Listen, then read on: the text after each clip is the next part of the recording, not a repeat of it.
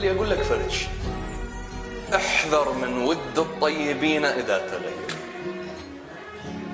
احذر، لأنه سينقلب إلى بركان ناره ستلتهمك.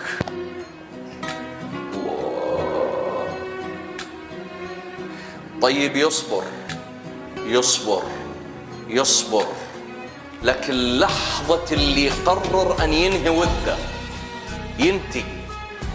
لو تجيب للكرة الأرضية مشاية انتهى بعد الموضوع، قضي الأمر الذي فيه تستفتيان.